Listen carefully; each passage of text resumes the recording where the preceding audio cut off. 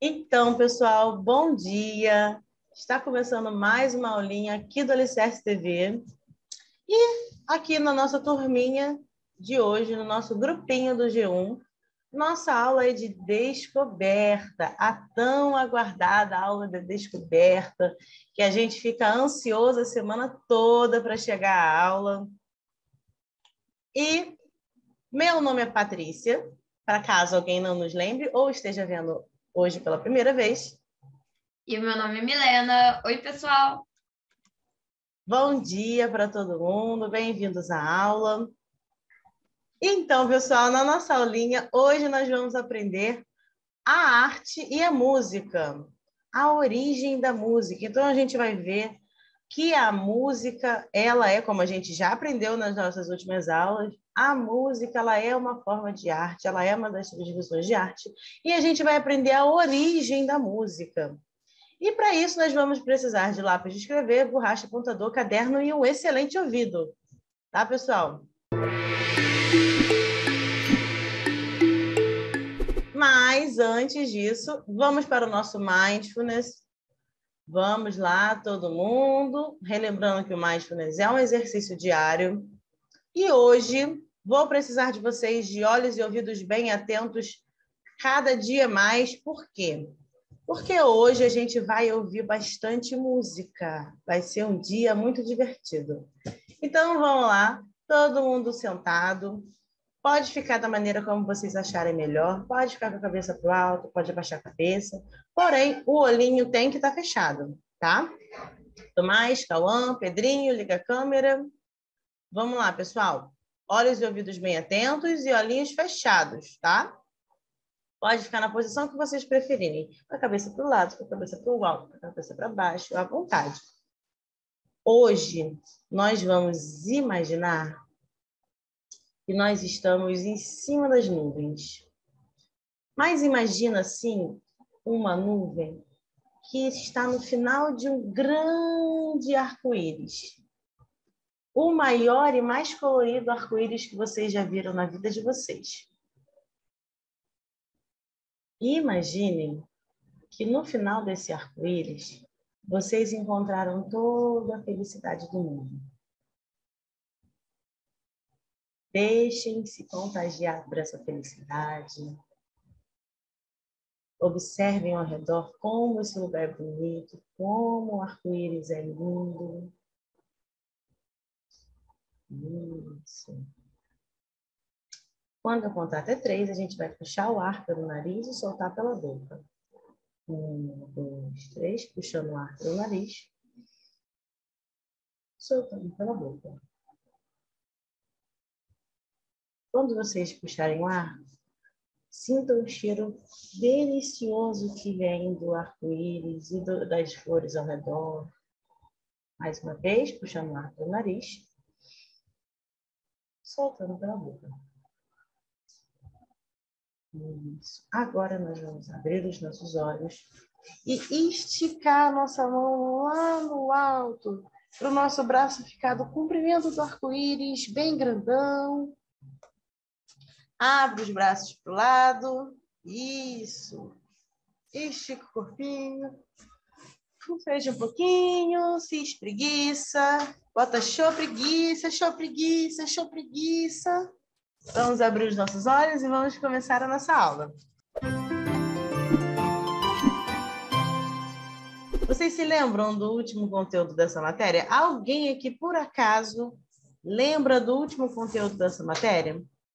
A nossa última aulinha de artes foi com a professora Milena. E ela falou, pessoal, fez uma linha do tempo grandona sobre a história da arte. Colocou vocês dentro de uma máquina de viajar do tempo e levou vocês para todas as épocas artísticas do nosso mundo.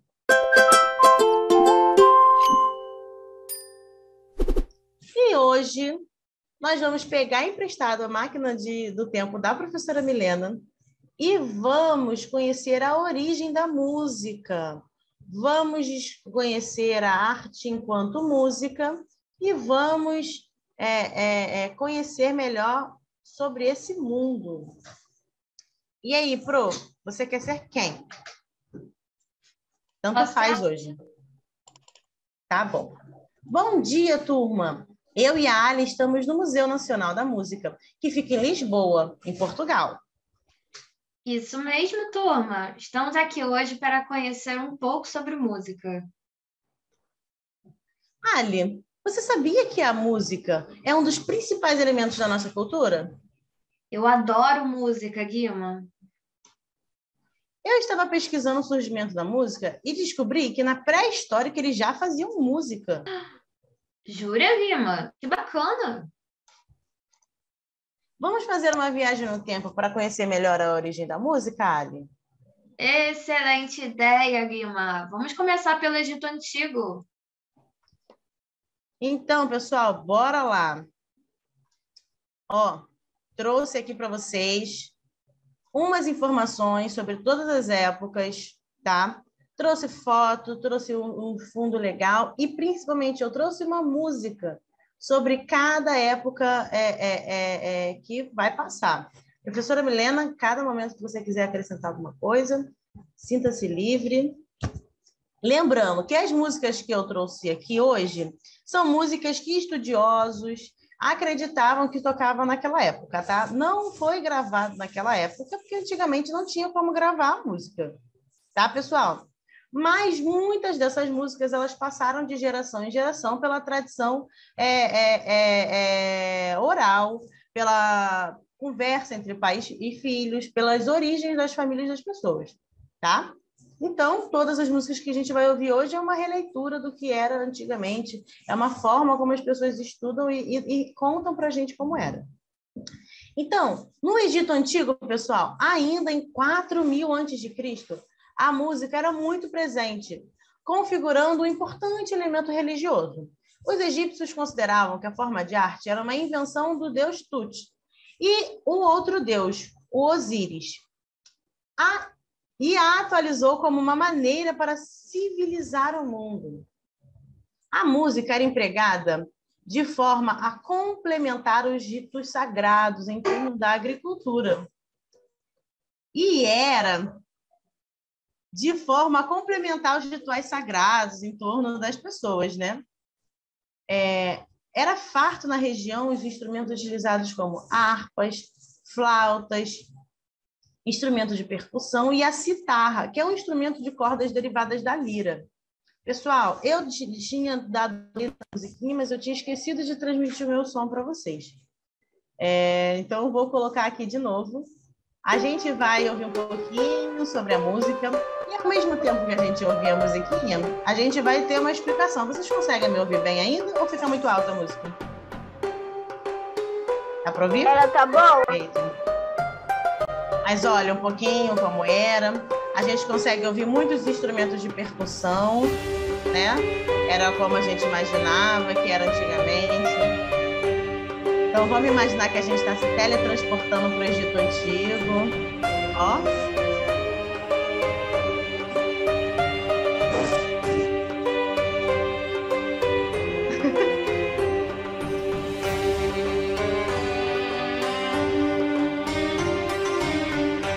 Isso, pessoal. Só uma palhinha, a gente vai ouvir só um pedacinho de cada música. Senão a gente vai ficar aqui até... Meu Deus! Mano, eu amei essa música. Ela é muito inspiradora! Maravilhosa, né? Eu adoro as músicas do Egito Antigo também. Eu também! É muito legal, muito inspirador mesmo, Cauã. Então, pessoal, agora a gente embarcou na Mesopotâmia. A Mesopotâmia ela era localizada ali entre o rio Tigre e Eufrates e habitava os povos sumérios, assírios e babilônios. Foram encontradas harpas de 3 a 20 cordas na região. Calma aí, deixa eu fechar aqui. Onde os sumérios viviam. Estima-se que sejam objetos com mais de 5.000 anos. Também foram descobertas citarras, que pertenciam ao povo assírio. Atualmente altamente militarizado, aonde a música possuía um alto grau de consideração, símbolo de poder e vitória dos deuses. Hierarquicamente, os músicos estavam antes dos sábios e eram poupados na guerra. Então, pessoal, os sábios ali, os músicos, eles eram tão importantes quanto os sábios na época. Eles estavam antes dos sábios, sabe? Então, eles eram equiparados ali, um pessoal que não dava para substituir. Vou dar um play aqui na música, dali, mais ou menos, na época da Mesopotâmia, para a gente ver se a gente conhece. Vou avançar pelo início dela. Olha lá. É uma música muito presente com os instrumentos de corda, né? A gente consegue ver aqui embaixo um instrumento que agora eu dei uma esquecida no nome, mas é como se fosse uma harpa, é como se fosse o ancestral da harpa. Ele tinha um formato de um touro, é muito grande, muito pesado, é maior do que uma pessoa, e ele era grandão e as pessoas ficavam atrás, né, desse instrumento tocando. E futuramente ele se transformou nesse instrumento de mão aqui.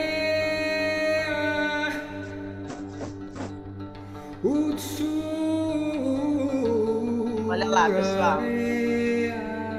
Isso. Olha como é que era a música. Era uma música de lenta, né? Uma música que inspirava as pessoas.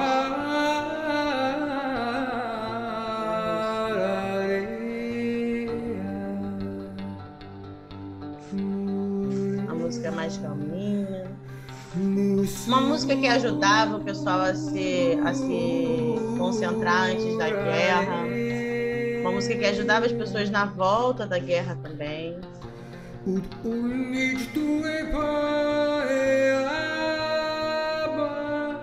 Pronto. Só um pedacinho, só uma palhinha. A música ela é toda assim, ela não tem esses movimentos de ficar mais alta, ficar mais baixa, igual a gente tem hoje em dia. Eu acho que foram 2 slides. Ah, não, estava certo. Ela é uma música mais constante. É muito legal e muito divertido a gente conseguir ver como era. Estou aqui mudando o chat de um lado para o outro. Agora, pessoal, a gente embarcou na Ásia. Em torno de 3.000 anos antes de Cristo, a atividade musical prosperou na Índia e na China. Então, da Ásia, a Índia e a China eram os países, eram as regiões, no caso, que mais tinham proliferação de músicas. A gente sabe que a Índia e a China tem bastante gente hoje em dia, né, pessoal? São lugares bem grandes quando a gente pensa em território, mas também é muito populoso, porque tem uma quantidade muito grande de gente morando lá. E antigamente não era diferente, não. A China, inclusive, tinha um espaço territorial muito maior. Lugares que a gente conhece hoje, como Coreia, como acho que um pedaço do Japão também pertenciam à China. Tailândia, Taiwan, aquela partezinha ali da Ásia toda pertenciam à China. Então, era um lugar muito grande com muita gente e naquela época o pessoal usava muito a música para as religiões. Antigamente, eles usavam muito, né, a música nos rituais religiosos deles. O instrumento mais popular com os chineses também era a citarra, que era um instrumento musical utilizando a escala de 5 tons. Gente, a citarra é justamente esse instrumento aqui, olha, que essa menina está segurando. Ele pode vir tanto deitado quanto em pé. É um instrumento de corda, é um instrumento legal, mas eles usavam muito tambor também, olha como a gente está ouvindo. E era uma música que a gente... Ah lá, citarra. É muito característico que a gente conseguia ouvir. Toda vez que a gente ouve algum filme sobre a China antigamente, a gente ouve esse mesmo barulhinho, é bem característico. E a gente vê um filme daquele do tigre lá, da filme chinês, que a mulher faz Kung Fu, a gente vai ouvir essa música. Mas olha como ela é divertida.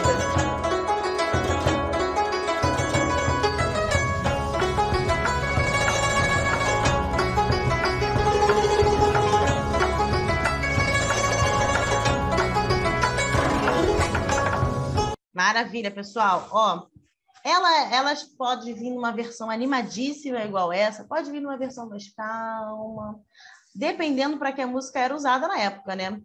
Já na Índia, há 800 anos antes de Cristo, o método musical utilizado era o de ragas, que não utilizava notas musicais e era composto por tons e semitons.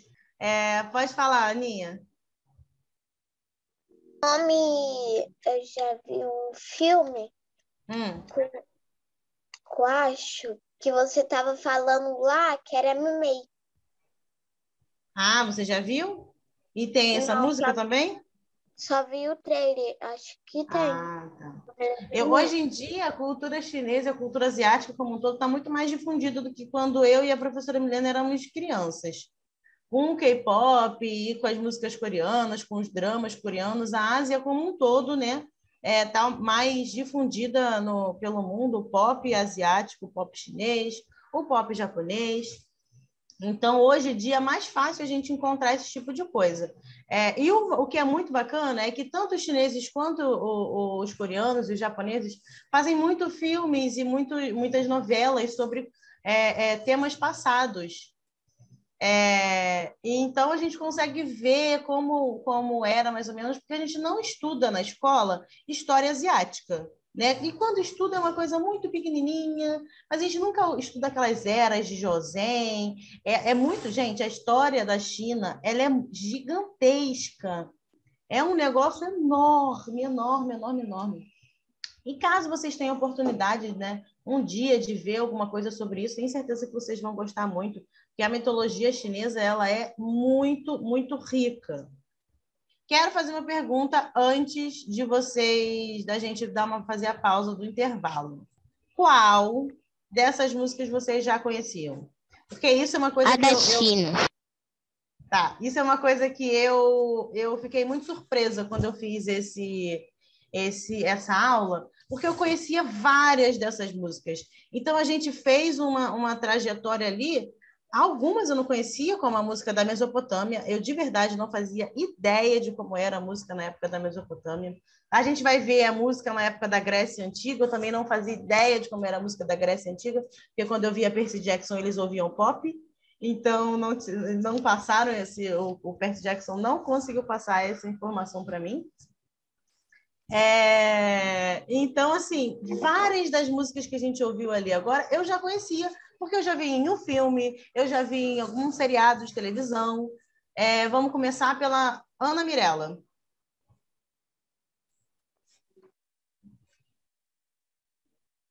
Então, qual que eu gostei foi foi do Japão. E o que eu já vi já é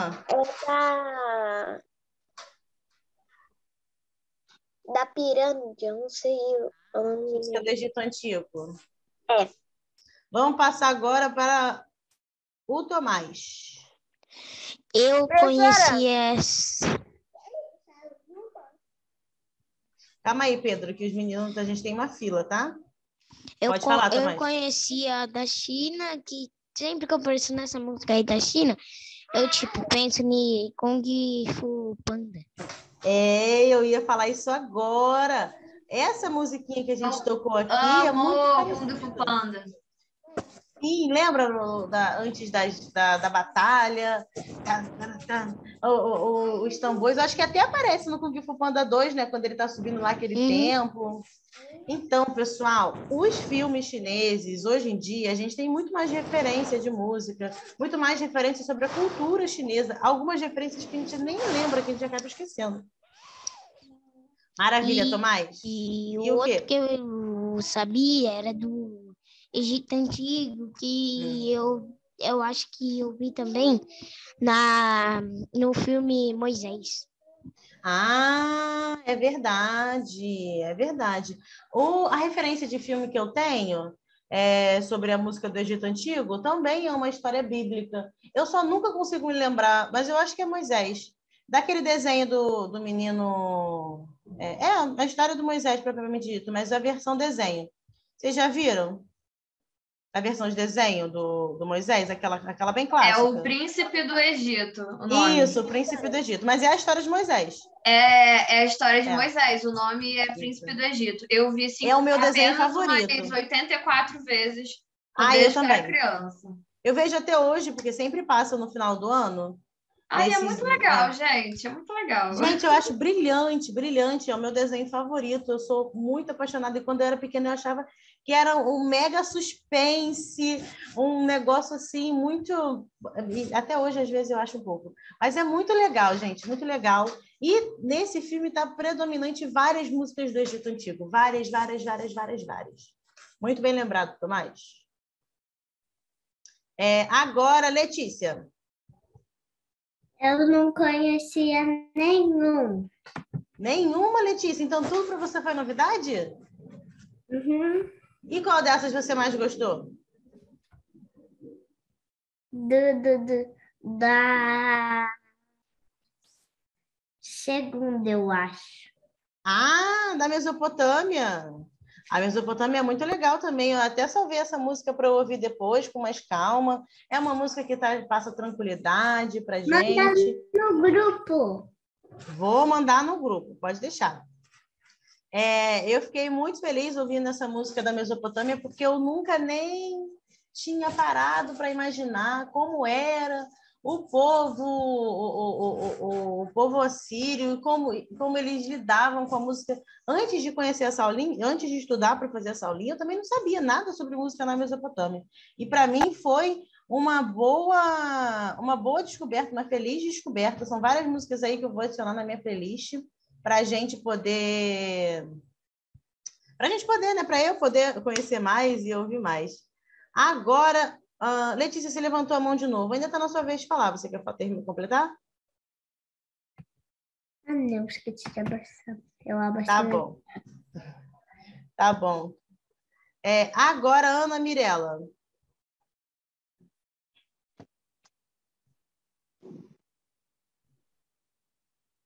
Acho que semana que vem eu vou ver Meimei, eu acho. Meimei? Vai ver? Maravilha. Depois você fala pra gente se é bom, tá? Tá. Maravilha. Agora, Cauã. É que as músicas são semelhantes às do Naruto. Sim, exatamente. Eu já É tô muito parecido com a do mandando Naruto. aqui do Naruto já, ó. O Naruto é japonês. Só que antigamente... Antes das batalhas aparecem aquelas músicas lá, sabe? Lá do tam tam tam tam tam tam tam tam. Aí Então, aparece eu até pensei... Sim, eu até pensei em trazer essas músicas. Eu ia trazer a música do Naruto, eu ia trazer a música do Orgulho e Preconceito, quando a gente estivesse falando lá do classicismo. Porque eu sou apaixonada por Orgulho e Preconceito e é a minha trilha sonora favorita. Gosto muito da música do Naruto também. Ia trazer músicas de hoje em dia, mas eu quis focar mesmo em como eram as músicas antigamente. Talvez, se sobrar um tempinho, eu e a professora Milena, a gente pode trazer, né, essas releituras das músicas antigas, ou então músicas, trilhas sonoras de grandes filmes.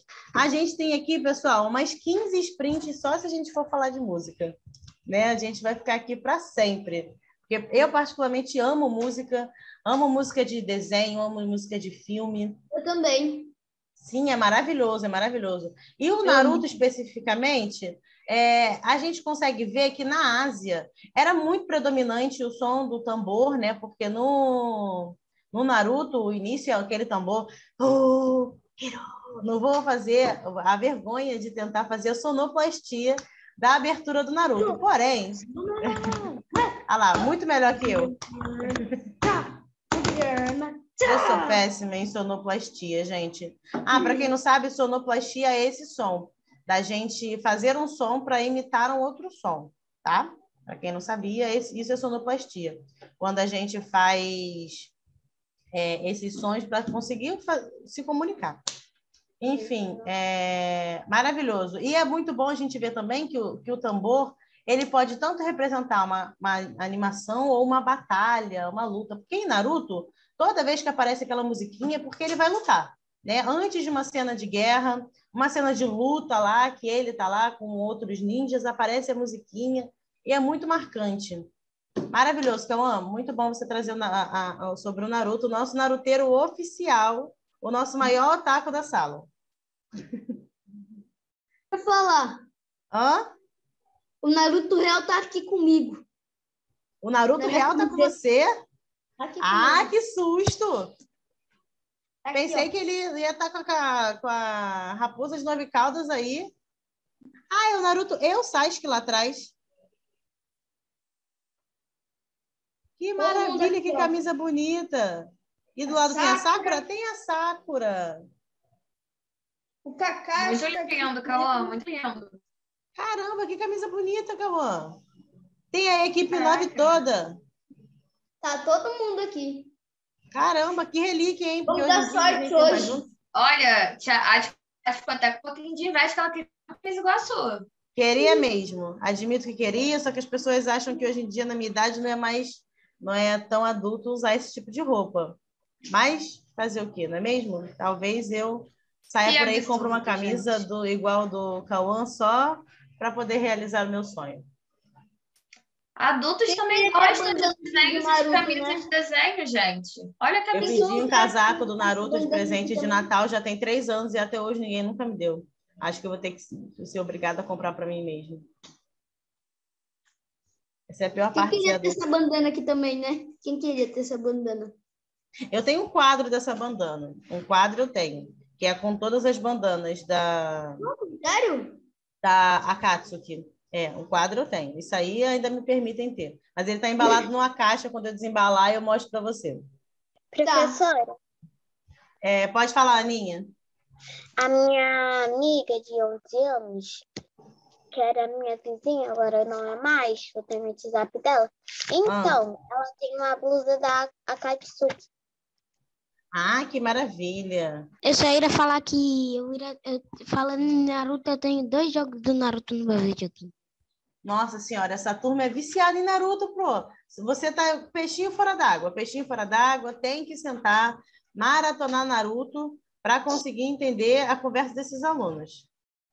Então, pessoal, ufa, muita música, falamos bastante sobre a história da música, assunto diverso, né? Vamos dar uma pausa, deixar os nossos ouvidinhos descansar um pouquinho, vamos voltar para o presente, para a nossa casinha, vamos esticar as pernas, vamos beber um copinho d'água, comer alguma coisa e já já a gente volta. Tá, pessoal?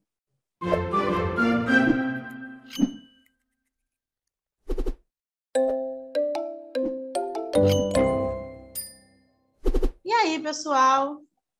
Aproveitaram bem o intervalo? Estamos de volta, vamos voltar para a nossa aulinha. E agora, na nossa aulinha, a gente voltou para a nossa máquina do tempo e nos teletransportamos para a Grécia Antiga. Ó, vou colocar aqui a musiquinha para a gente ler um pouquinho sobre como era a música na Grécia Antiga, tá? Então, vamos prestar atenção.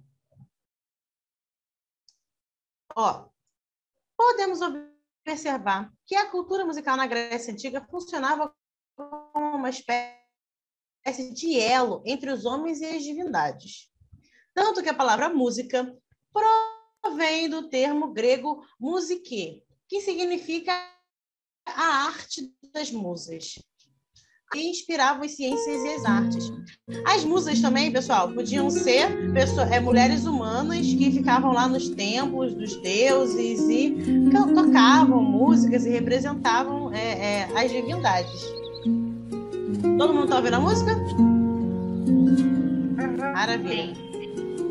É importante ressaltar que Pitágoras, um grande filósofo grego, foi o responsável por estabelecer a relação entre a matemática e a música, descobrindo as notas e os intervalos musicais. Então, pessoal, na Grécia Antiga, quem descobriu as notas musicais foi Pitágoras. Ele fez essa relação entre música e matemática, que é uma coisa que a gente pode ver muito aqui nas nossas aulinhas. Talvez essa relação entre música e matemática seja um pouquinho mais avançada do que a nossa turminha do G1 esteja um pouquinho mais avançada do que a nossa turminha, tá? Mas é sempre bom a gente ver que todas as artes elas conseguem se comunicar com as outras esferas da ciência, da linguagem, da educação física, inclusive, e várias outras aulinhas que a gente tem e a gente não consegue nem associar artes porque a gente não está acostumado. Quando é que você vai associar artes e matemática? Tá vendo? Quando é que uma pessoa ia fazer isso? Só uma pessoa que é um gênio igual Pitágoras que começou a pensar sobre isso. Então, pessoal, eu trouxe uma musiquinha grega que talvez vocês conhecessem, né? Uma coisa assim, mais do que as pessoas imaginam, que era um templo grego, sabe? Aquela reunião lá entre os Zeus e seus filhos e tal. Só que no próximo slide, calma aí, para, meu filho, obrigada, a gente já te ouviu. Só que no próximo slide, na nossa próxima aulinha, eu trouxe música romana. Então, ali, a cultura de Roma Antiga e da Grécia Antiga, do Império Romano, né, no caso, a gente vê uma mistura muito grande entre essas formas de cultura. E na música também não é diferente, porque a música de Roma ela foi muito influenciada pela música grega e um pouquinho ali pela música ocidental. Trouxe uma música aqui para a gente ver também como a música grega e como a música romana ela podia ser diferente. Os romanos eles utilizavam a música na guerra para sinalizar ações dos soldados e tropas e também para cantar hinos de vitórias e conquistas, porque o Império Romano ele era um império mais de guerra, ele focava muito, né, nos seus soldados, nas suas tropas. Tanto que quando a gente vê sobre o Império Romano na Bíblia, a gente só vê sobre as tropas, sobre a guerra, né, que o Império Romano fazia naquela época, a forma como eles tratavam as pessoas. Os romanos, voltando, eles também, a música também naquela época também possuía um papel fundamental na religião, nos ritos sagrados, na adoração aos deuses, porque eles eram uma população politeísta que acreditavam em vários deuses, da mesma maneira que o povo grego também era.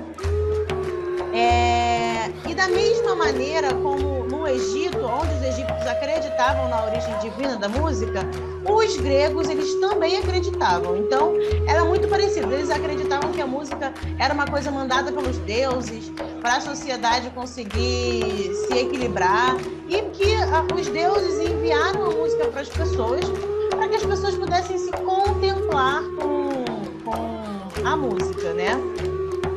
E uma coisa que é muito interessante, que geralmente no Império Romano, a música era um instrumento tocado por mulheres, coisa que no Ocidente isso não acontecia. No Ocidente, a música ela era um espaço masculino, as óperas eram um espaço masculino. A gente, quando vê o tempo passando, a gente vê que a predominância do homem era muito grande. Mas na Roma Antiga, no Império Romano, é um instrumento feminino, a música era coisa de mulher, e essas mulheres eram chamadas de sacerdotisas. Deixa eu dar uma pausa aqui. As sacerdotisas, pessoal, elas eram pessoas de extrema influência na sociedade do Império Romano. Elas eram um alto escalão ali, eram mulheres que elas eram muito levadas em conta porque elas tinham uma ligação direta com os deuses. Agora, pessoal, vamos fazer um pulo, um pulo nem tão grande assim, mais um pulo, e vamos aterrissar na Idade Média. Trouxe uma música da Idade Média, que é uma música diferente do que a gente vai falar. A Igreja Católica, nessa época, ela estava se expandindo e estava, né, entrando na vida das pessoas e criando um contato com as pessoas. E ele usou a moral, o social das pessoas, a política e principalmente a artes para isso. Vou dar play e vou ler um pouquinho sobre o que a gente trouxe aqui. Naquela época, a música teve uma presença marcante nos cultos católicos. O Papa Gregório I, no século... Estão ouvindo, gente? Então? Maravilha. O Papa Gregório I, do século VI, classificou e compilou as regras por canto que deveria ser entonado nas cerimônias da Igreja Católica. Outra expressão musical do período que merece destaque são chamadas Cantigas de Santa Maria, que elas agregam 427 composições produzidas em galego e português e dividida ali em 4 manuscritos. São uma infinidade, é como se fosse um CD muito grandão, tudo escrito no papel. E essa foi, gente, a primeira forma de compilação de música da época.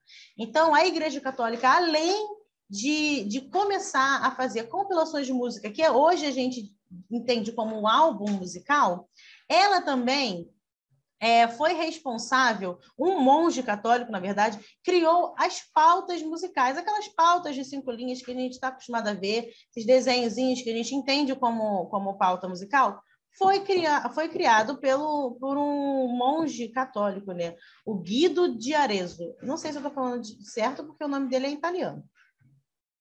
Ele definiu a altura das notas, definiu o nome de cada uma das músicas. Então, nessa época, nasceu os nomes das notas musicais que nós conhecemos como Dó, Ré, Mi, Fá, Sol, Lá, Si. Então, sabe aquela Dó, Ré, Mi, Fá, Sol, Lá, Si, Dó?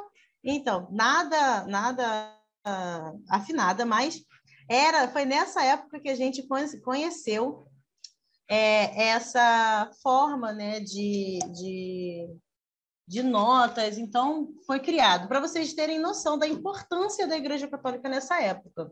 Na época do Renascimento, na época renascentista, que compreendeu ali mais ou menos entre o século, deixa eu dar play aqui, entre o século XIV e o século XVI, a cultura sofreu uma transformação e os interesses estavam voltados para a razão, para a ciência, o conhecimento do próprio ser humano. Gente, percebam como a música mudou. Olha a diferença do que a gente estava acostumado nas épocas antigas e como a música é hoje.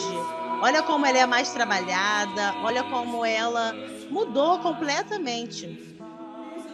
Essas preocupações refletiam também a música que buscava características mais universais. E nessa época ela estava começando a se distanciar da igreja, mas ela ainda tinha muitas características das músicas da igreja. Olha como os corais, olha atrás como ela fala com tranquilidade. Uma característica significativa da música nesse período foi a polifonia, que compreende a combinação simultânea de 4 ou mais sons. Então, como a gente já tinha descoberto as notas vocais, agora a gente começou a fazer combinação dos sons. Olha como a gente presta atenção, a gente não ouve só um tambor ou uma flauta. A gente consegue ouvir muita coisa, mais de uma pessoa cantando, a gente ouve vários sons, né? Essa arte da música, gente, evoluiu. Eita. A arte da música evoluiu não só nos instrumentos, mas também no vocal das pessoas. As pessoas aprenderam a fazer uma sobreposição de sons muito grande. Essa música é do Thomas Wicks, não sei se eu estou falando o nome dele certo, o Thomas, eu sei que está certo, e ele é um grande compositor da Renascença, tá, pessoal? Ele é um ali dos compositores mais significantes dessa época. Agora, na música barroca, a gente também tem uma revolução aí da música, porque na música barroca foi inventada a ópera. Marcada ali, a época da música barroca tem dois marcos muito grandes, que é o aparecimento da ópera e a morte de Bach. Eu poderia ter trago uma música dele, mas tem uma música dele no nosso próximo slide. Trouxe aqui para gente uma ópera. Essa ópera não é exatamente barroca, tá? Porém, é uma releitura de uma obra e é muito famosa, é a ópera mais famosa do mundo, que todo mundo conhece. Caso alguém não conheça, um dia vai conseguir ouvir em algum canto. A música barroca ela foi muito fértil, ela continha elaborações, brilhantismos, imponências não vistas anteriormente na história da música. Então, foi a época de mais evolução musical para a época. Fato, talvez, esse devido às oposições aos modos gregorianos, até ver gente. Então, eles se oposiam um pouquinho à música que tinha antigamente. Eles tentaram fazer justamente essa quebra com a Igreja Católica nessa época, não só com a Igreja Católica, né, mas com os tempos clássicos. Eles tentaram cortar essa forma de religião dentro da música e transformar a música em uma outra coisa. Porque não só a Igreja Católica, a gente viu como na Idade Média, na época do Império Romano, na China Antiga, em todas as épocas antes do Renascimento e do Barroco, eles ligavam a música à religião e a cultos religiosos. Vou dar play aqui numa ópera, um pedacinho de uma ópera, caso ninguém nunca tenha ouvido ópera antes, tá? A criação aflorou no período barroco e diversos gêneros musicais foram criados nessa época. Trouxe um pedacinho de uma ópera muito famosa. Ela é uma das mais clássicas, que a gente mais conhece. Acho que a professora Milena também conhece. Linda, linda, linda, linda, linda. A voz dela era sensacional. Na época que o surgimento da ópera, olha a diferença.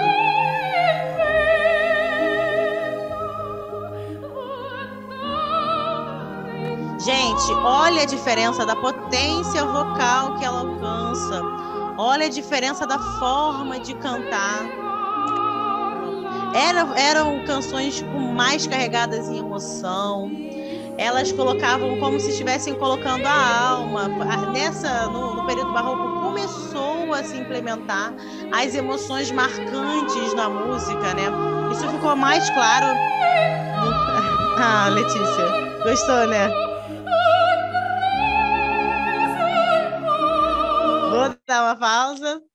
Então, gente, sim, é linda, eu acho. O nome dessa ópera é uma ópera. O nome dessa ópera. Não parar de ouvir, né, gente? É gostosinho, não é? Sim, sim. É maravilhosa, é linda demais. Vou passar por quê? Porque no classicismo a gente também tem um período que ali entre 1750 e 1830 a música ela adquiriu objetividade, equilíbrio, clareza, tá? E esses eram conceitos que eles já usavam na Grécia Antiga. Então, nessa época eles estavam tentando fazer uma adaptação da música, adicionando emoção, mas também tentaram adicionar um pouquinho de equilíbrio. E como eles fizeram isso, pessoal? Mas antes, assim, vamos explicar por que eles queriam equilíbrio. Porque eles estavam descobrindo muitos instrumentos diferentes, muitas formas de sons diferentes, e às vezes isso podia ser um pouco caótico.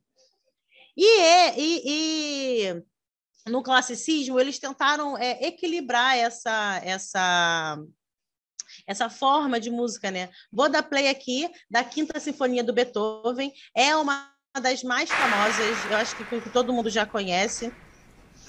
Nesse período, a música instrumental passa a ter o maior destaque, adquirindo um porte, uma elegância, uma sofisticação. Sons suaves e equilibrados.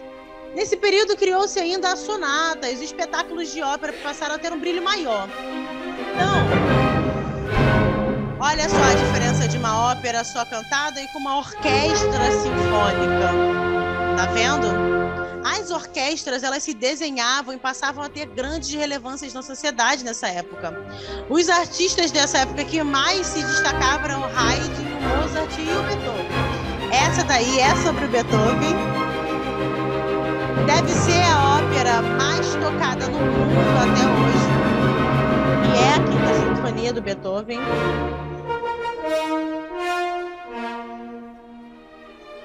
Ó, ela tem altos e baixos, picos de muita emoção, picos de mais tranquilidade, e justamente para refletir esse equilíbrio, essa clareza, essa elegância formal que eles queriam transmitir na época.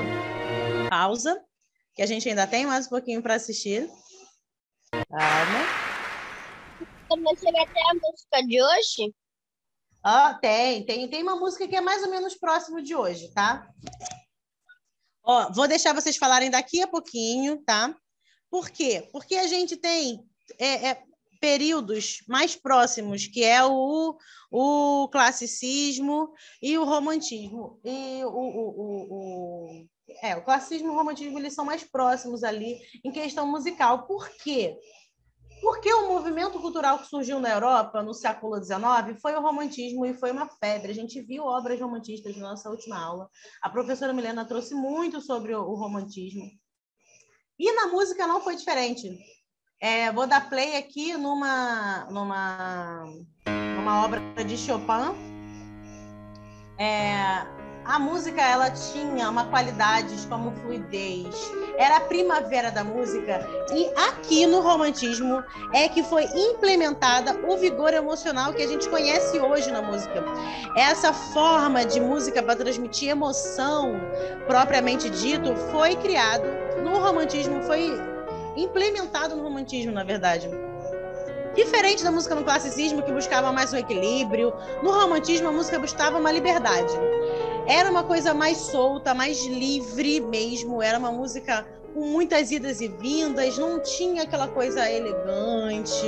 Observem, a gente pode achar que tudo é música clássica, que é tudo igual, mas a característica das músicas, elas são muito diferentes, principalmente porque os músicos nessa fase, eles se libertaram e eles visaram exprimir sua alma. Então, essa música de Chopin era muito caracterizado, deixa eu dar uma pausa, isso, Chopin era muito caracterizado, gente, por tocar piano dessa maneira, muito vívido, muito forte, e transmitir a emoção que ele queria passar, e principalmente por transmitir essa energia caótica, e muito bonita, né? Que saía dos sons de suas notas musicais, de seus acordes de piano, tá? Deixa eu passar. Pronto. Agora, pessoal, a gente chega numa época que a gente está mais habituado, né? Que é no século XX. Eu e a professora Milena nascemos no século XX, eu vou ter que deixar isso bem claro, porque toda vez que eu dou aula sobre o século XX para vocês que nasceram em 2012, vocês acham que o século XX é 100 milhões de anos atrás. Agora a gente tem um rompimento completamente com o tipo de música que a gente estava ouvindo agora. A gente tem uma revolução musical que está completamente atrelada à revolução industrial. No século XX, a gente teve o boom da revolução das máquinas, a gente teve... A sociedade se mudou... A sociedade se mudou, não. A sociedade mudou-se completamente. Então, a gente teve revoluções tecnológicas que a gente nunca teve. Novas tecnologias e suportes para gravação e divulgação da música ajudaram a popularizar a música enquanto música popular, tá? E ajudar a projetar cantores e compositores que não têm muito dinheiro, porque antigamente a gente conseguiu ver até agora que a música era uma coisa mais de uma classe mais alta, né? Foi por isso que eu quis trazer aquela música que era mais popular na Idade Média, que era uma coisa mais assim para os plebeus, porque até o século XIX a música era uma coisa que era considerada de rico, de pessoas que tinham muito dinheiro. Então só músicos que tinham muito dinheiro ou que tinham auxílio financeiro de pessoas ricas conseguiam estudar música, parar para estudar música. E a partir do século XIX, essa ideia mudou-se completamente. Por quê? Porque com a criação do rádio e das formas de gravar música, uma cartela de opção de músicos foi criada, mas assim, muito grande. Alguns artistas passaram a incorporar novos elementos das suas produções, como instrumentos e até alguns objetos sonoros, tá? Trouxe aqui uma foto de um rádio antigo, uma das primeiras formas de rádio, né? Um troço grandão, e na época era um boom de revolução que vocês não conseguem imaginar. Trouxe aqui também a forma como eles gravavam as músicas antigamente, um microfonezinho, 2 pessoas cantando. Tá vendo? Muito diferente do que é feito hoje em dia. Hoje em dia a gente tem uma mesa, um computador, a pessoa quase mais nem precisa ir para o estúdio para gravar, dá para gravar de casa. Um exemplo do multi-instrumentismo brasileiro foi o Hermato Pascoal, que tirava as sons de flautas e pianos e objetos do cotidiano, como chaleira, pente, copo d'água, broca. Porque, gente, a gente também teve um modernismo nessa época, né? E a música, ela seguia também um pouquinho dessa lógica aí da Semana de Arte Moderna. Ela estava indo para lá dos mais artísticos, mais modernos, no Brasil a gente teve muito isso nessa época. A gente pode citar também um nome da música brasileira que é muito forte, que foi o Heitor Villa-Lobos. Gente, o Heitor Villa-Lobos, ele criou um boom assim na Revolução. Foi uma revolução da música brasileira. Até hoje, a escola de Villa-Lobos é a escola mais famosa de música do Brasil e mais influente. As pessoas elas querem muito estudar no Villa-Lobos. Villa-Lobos fica aqui no Rio de Janeiro. Eu não sei se tem outro canto do Brasil, mas fica aqui no Rio de Janeiro. É o berço de Villa-Lobos, é o lugar onde as pessoas vêm para estudar música, tá? A gente também tem algumas outras pessoas, como um russo, Igor Stravinsky, eu não sei falar o nome dele, mas ele foi muito popular nessa época, ele foi muito influente. Tem um nigeriano, tem os pianistas, que foi a Chiquinha Gonzaga. A Chiquinha Gonzaga, gente, ela foi uma das primeiras mulheres brasileiras a fazer sucesso como piano, tá? Sucesso mesmo. E o norte-americano Louis Armstrong. Quando a gente fala Louis Armstrong, a gente sempre acha que está falando sobre um cara lá que foi para o espaço, né? Um astronauta, mas não. Teve um pianista americano que se chamava com um sobrenome bem parecido dele. A música francesa, que também teve uma mudança. A música argentina, entre outros. Só que o século XX também trouxe uma revolução musical para a gente de tal maneira que foi o descobrimento do rock and roll. O rock and roll surgiu no século XX e foi a revolução da música nessa época. Trouxe aqui um top 10 de músicas, não sei se a gente vai conseguir ouvir todas, mas melhores músicas do século XX. E essas músicas, elas são consideradas melhores depois ali, mais ou menos, da metade do século para cá, não era do início do século. Então, olha a diferença, gente.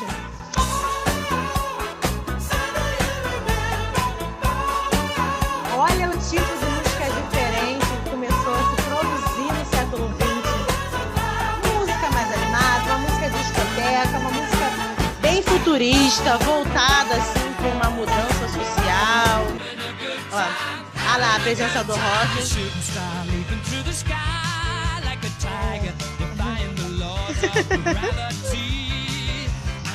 Letícia, eu tô igual a você aqui.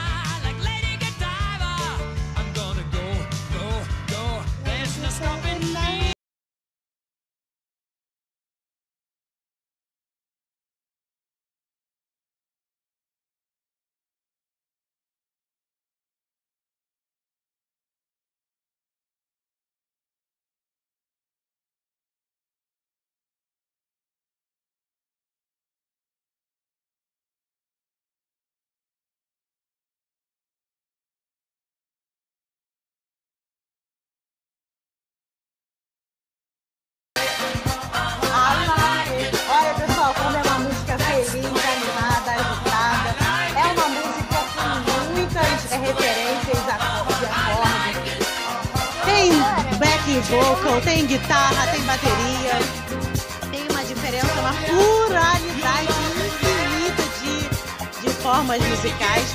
A gente ainda tem muita música rodando aqui, né, daqui pra frente. Música disco nessa época é sensacional. Eu adoro todas as músicas cantando isso daqui, fiquei muito empolgada. Mas eu acho que uma coisa que a gente tem que lembrar, que tá aqui, vou tentar passar.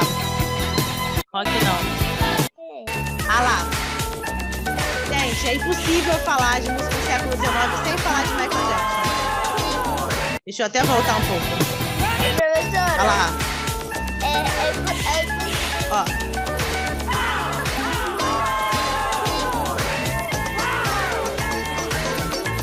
Gente, Michael Jackson. Vou dar uma pausa só porque eu tenho que falar do Michael Jackson. Deixa eu tocar um pouquinho. Gente, Michael Jackson, ele foi o rei, ele ainda é, as pessoas consideram ele o rei da dança, o rei do pop. Ele causou uma revolução na música internacional e música brasileira também. o Michael Jackson, ele era Só um considerado o rei segundinho, do umas pop. palmas para nossos acompanhantes dançarinos aí, hein, gente? O que é a música que a gente não puder dançar, né? Não é mesmo? Ouvir uma musiquinha e ficar Exatamente. parada, eu acho assim, impossível. Parabéns! Arrasou, muito Letícia! boa. Arrasou!